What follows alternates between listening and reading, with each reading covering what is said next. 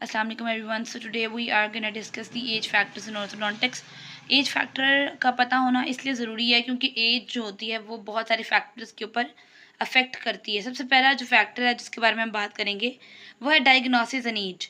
जितना अच्छा किसी भी डिज़ीज़ का डायग्नोसिस होता है, किसी भी प्रॉब्लम का डायग्नोसिस होता है, उतना ही अच्छा उसका ट्रीटमेंट होता है। तो इसीलिए ऑर्थोडोंटिक थेरेपी में भी डायग्नोसिस एक वाइटल टूल है जिसकी वजह से सक्सेस जो है वो डिपेंड करती है कि वो कैसी होगी थेरेपी के बाद।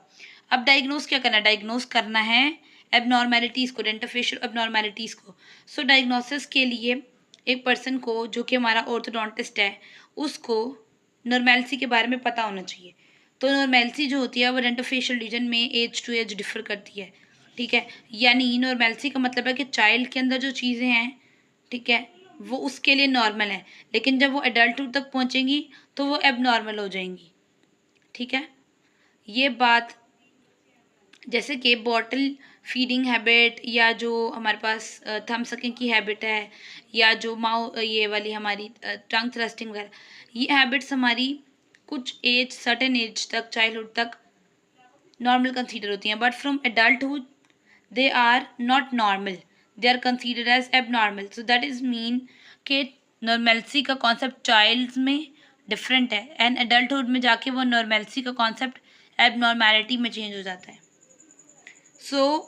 उस टाइम पे हम कहते हैं कि चाइल्ड के अंदर अगर ये प्रेजेंट है, डेंटोफेशियल एबनॉर्मेलिटी प्रेजेंट है, तो वो एक सेल्फ करेक्टिंग मैलक्लूजन है। ये ट्रांजिएंट का वर्ड क्यों यूज़ है? Because it is used for temporary, कि वो टेम्परेरी पीरियड के लिए, जब आपका चाइल्डहुड ख़त्म होगा, ठीक है, या वे एक सर्टेन एज तक पहुँचेंगे तो वो मैलक्लूजन खुद अपने आप को करेक्ट कर लेगी या वो खुद ही ख़त्म हो जाएगी। अब इस तरह की ट्रांजिएंट मैलक्लूजन्स क्या होती हैं? Open bite, seen and gum pad. अब गम पैड्स जो होते हैं वो चाइल्ड के अंदर गम पैड्स होते हैं, बाद में प्रॉपर्ली गम्स बन जाते हैं एडल्ट्स में। डिसिडुअस डेंटिशन हमें पता है कि चाइल्डहुड तक होते हैं, बाद में परमानेंट डेंटिशन आ जाते हैं, तो इसलिए स्पेसिंग को भी नॉर्मली कंसीडर किया जाता है in childhood. First deep bite, फिर सेकेंड डीप बाइट, ये दोनों भी चाइल्डहुड के अंदर नॉर्मल हैं। Flush terminal plane and ugly duckling stage. Ugly duckling है जिसमें पेशेंट जो है वो बहुत अगली लग रहा होता है बिकॉज ऑफ द केनाइन्स एरप्शन जो हो रही होती है और वो जो स्पेस वगैरह सब ऑक्यूपाई हो रही होती है, तो पेशेंट जो है वो उसकी अपीयरेंस अगली होती है, जिसकी वजह से इसको अगली डकलिंग स्टेज बोलते हैं। तो ये मैलक्लूजन एक स्पेसिफिक एज के लिए, जो हमने बात की इन 4-5 की, ये सारी एक स्पेसिफिक एज तक नॉर्मल है और इनके लिए तो कोई ट्रीटमेंट की तब ज़रूरत नहीं होती, और जब एज बढ़ती है तो ऑटोमेटिकली ये अपने आप को करेक्ट कर लेती हैं। लेकिन बाज़ औक़ात ऐसा होता है कि जो क्रोनोलॉजिकल एज होती है पेशेंट की, वो समटाइम्स मिसलीडिंग होती है और वो प्रॉपर तरीके से ग्रोथ को नहीं बता रही होती। तो स्केलेटल और डेंटल एज जो है वो हमें एक पेशेंट की पता होनी चाहिए फॉर एक्यूरेट डायग्नोसिस। जो स्केलेटल एज है और जो बोन एज है उसको हम समटाइम्स डिटर्मिन करने के लिए क्या यूज़ करते हैं? Hand wrist radiograph. Hand wrist radiograph क्यों यूज़ करें? क्योंकि हैंड रिस्ट के रीजन में कार्पल बोन्स होती हैं। Like this is my hand, ठीक है, this is my wrist. So in this area of hand and wrist I have a lot of carpal bones there, ठीक है। This one small one are the metacarpals and the long ones running in my palm area and the wrist area. These all my carpal bones. So we have carpal bones in the hand wrist region, which can tell us about the skeletal growth of a person. And how is that possible? Because bones ossify, यानी उनकी ossification का एक proper time होता है और एक proper pattern होता है जिसमें वो स्केलेटल सेंटर्स का यूनियन होता है और ऑसिफिकेशन होता है, ठीक है। अब वो पैटर्न और जो टाइम टेबल है ना, उसके अकॉर्डिंग हम पता लगा सकते हैं कि इस टाइम तक तो इसको कंप्लीट हो जाना चाहिए था, अब तक ये क्यों नहीं हुआ, और अगर वो नहीं हो रहा है इसका मतलब है कि वो एज अ प्रॉब्लम कंटिन्यू कर रहा है। तो इसी तरह हम जब ऑसिफिकेशन सेंटर्स का स्टेटस पता करते हैं तो वहाँ से हमें स्केलेटल एज का भी पता लग जाता है, यानी कि skeletal maturity of an individual का पता लग जाता है। सेकंड थिंग है, सब डेंटल एज का कैसे पता लगेगा? किसी भी इंडिविजुअल की डेंटल एज को असेस करने के लिए दो चीज़ें देखी जाती हैं, कैल्सिफिकेशन एंड रूट डेवलपमेंट। तो देखा जाए तो बहुत सारी कॉम्प्लेक्सिटीज़ जो डेंटोफेशियल रीजन में आती हैं उनको ट्रीट करने के लिए ऑर्थोडोंटिक और dentofacial orthopaedic appliances most effective होती हैं, ठीक है। और उसके अलावा स्केलेटल मैचुरेशन भी बहुत ज़्यादा डिपेंड करती है सक्सेस में एक इंसान की थेरेपी में, ऑर्थोडोंटिक थेरेपी में। अब नेक्स्ट थिंग हम जो डिस्कस करेंगे, ये हमने डिस्कस किया कि डायग्नोसिस कितना इम्पॉर्टेंट है। जितनी अच्छी डायग्नोसिस होगी उतना ही हमें अच्छा थेरेपी में रिज़ल्ट मिलेगा। और उसके लिए हमें 2 चीज़ों को पता होना चाहिए कि एक इंसान की स्केलेटल एज क्या है, जो कि पता लगती है by using the hand wrist radiograph, ठीक है, as it mentioned aware, because ossification of carpal bones हमें बता देती हैं कि एक इंसान की स्केलेटल एज कितनी है। और डेंटल एज के लिए रूट कैल्सिफिकेशन और रूट डेवलपमेंट और कैल्सिफिकेशन को चेक करना पड़ता है। Now coming towards treatment and age. Treatment में 2 पार्ट्स आते हैं, early treatment and late treatment. So इस वीडियो में हम ट्रीटमेंट तक ख़त्म करेंगे। आगे जो हम टूथ मूवमेंट और एज हम नेक्स्ट वीडियो में डिस्कस करेंगे। अर्ली ट्रीटमेंट का मतलब क्या है कि आप यंग एज में ही ट्रीटमेंट को स्टार्ट कर दो। तो बहुत सारे ऑर्थोडोंटिस्ट कहते हैं कैच देम यंग। किन की बात करें? पेशेंट्स जिनका मैलक्लूजन है, कैच देम यंग, कि उनको एट द अर्ली एज ही पकड़ लो ताकि कॉम्प्लिकेशंस कम से कम हो।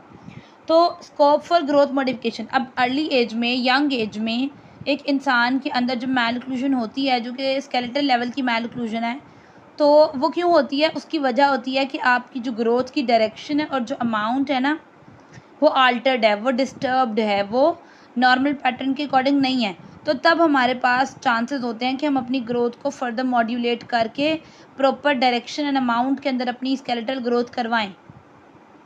तो ऐसे प्रोसीजर्स जो कि ग्रोथ की मॉडिफिकेशन में उसकी डायरेक्शन एंड अमाउंट को चेंज करने में हेल्प करते हैं, वो इनिशिएट हो जाते हैं या करने पड़ते हैं बिफोर द ग्रोथ सीजेज, यानी ग्रोथ के स्टॉप होने से पहले पहले हमें ये प्रोसीजर्स कैरी आउट करने पड़ेंगे जो कि स्केलेटल ग्रोथ को इन्हांस करेंगे और उसकी सही अमाउंट में और डायरेक्शन में ग्रोथ करवाएंगे।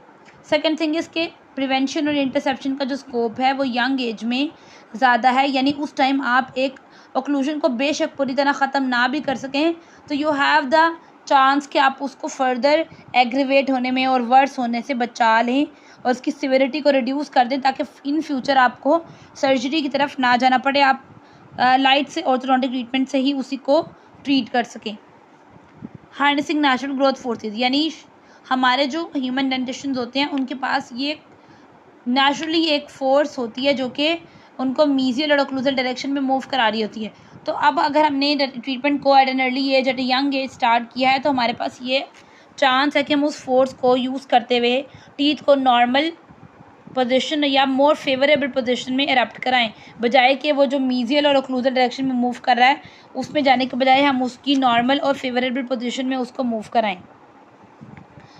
The last one is minimise psychological distress, क्योंकि चाइल्ड को इतना कंसर्न नहीं होता कि उसके साथ क्या हो रहा है, या उसको इतनी हावनो भी नहीं होती। दैट इज़ वाई वो इतनी स्ट्रेस भी नहीं लेता कि अभी मतलब क्या होगा मेरे साथ और ट्रीटमेंट में क्या रिजल्ट्स आएंगे और आउटकम्स वगैरह के बारे में उसको इतना प्रेशर नहीं होता। दैट इज़ वाई जो साइकोलॉजिकल डिस्टर्बेंसेज हैं उनको भी अवॉइड किया जा सकता है at an early age. Now coming towards the late treatment के कुछ नुकसानात हैं और कुछ फ़ायदे हैं। सबसे पहला फ़ायदा उसका ये है कि रोल ऑफ ग्रोथ। अब कहते हैं कि बहुत सारे ऑर्थोडोंटिस्ट तो यही कहते हैं कि आप एडोलेसेंस से पहले पहले अपनी ग्रोथ को सीज करने से पहले पहले ही अपना ट्रीटमेंट कैरी आउट करा लें, क्योंकि आपके पास ग्रोथ पोटेंशियल होता है, तब आप ग्रोथ मॉडिफिकेशन प्रोसीजर्स और वो सब कैरी आउट कर सकते हैं। लेकिन कुछ ऐसी स्केलेटल मैलक्लूजन्स होती हैं जो कि after adolescence, after growth period ही ट्रीट की जा सकती हैं, क्योंकि उनके लिए सर्जरी यानी कि ऑर्थोग्नेटिक सर्जरी की ज़रूरत पड़ती है। तो ये इसका फ़ायदा भी है कि स्केलेटल मैलक्लूजन्स आफ्टर दी ऑर्थोग्नेटिक सर्जरी ठीक होते हैं, जो कि आफ्टर ग्रोथ स्टॉप होने के बाद होता है। Limited treatment options. अब चूँकि जब आप यंग हैं तो आपके पास मॉड्यूलेशन का, आपके पास फोर्सेस को यूज़ करने का और टीथ को प्रॉपर जगह पे इरप्ट कराने का एक चांस, एक आर्मामेंटेरियम मौजूद है, तो आप उस टाइम ये कर सकते हैं। लेकिन जब आप एडल्टहुड में जाते हैं तो आपके पास ट्रीटमेंट ऑप्शंस बहुत लिमिटेड होते हैं। आप वहाँ पे मोस्टली सिर्फ टीथ को मूव करा सकते हैं, मूवमेंट ऑफ टीथ हो सकती है, या फिर सर्जरी। इन दोनों के प्रोसीजर्स के अलावा आपके पास बहुत रेयरली होता है कि कोई और ऑप्शन अवेलेबल हो। Compromise on treatment objective. चूँकि अब एडल्टहुड में आके आपकी ग्रोथ ऑलमोस्ट रुक चुकी है, तो आपको ये तीनों चीज़ें जिन्हें हम फंक्शन, एस्थेटिक्स एंड स्टेबिलिटी कहते हैं, वो तीनों नहीं मिल सकती, क्योंकि ये एक आइडियल सिचुएशन होती है और एडल्टहुड में जाकर किसी ना किसी चीज़ पे कॉम्प्रोमाइज़ करना ही पड़ता है। अगर आपका फंक्शन ठीक है तो आपकी एस्थेटिक्स कॉम्प्रोमाइज़ हो रही होंगी, और अगर आपकी एस्थेटिक्स ठीक आ रही है तो फंक्शन कॉम्प्रोमाइज़ होगी। तो फिर ऐसी सिचुएशन में एक ऑर्थोडोंटिस्ट को रियलिस्टिक होकर अटेनेबल रिजल्ट्स के बारे में सोचना पड़ता है, ताकि वो इन चीज़ों के दरमियान में, फंक्शन, एस्थेटिक और स्टेबिलिटी के दरमियान में एक हार्मनी पैदा कर सके और बैलेंस पैदा कर सके। So will see you guys in next video. and do like and subscribe if you like my videos, and ask if you have any question in the comment section. Bye bye, take care.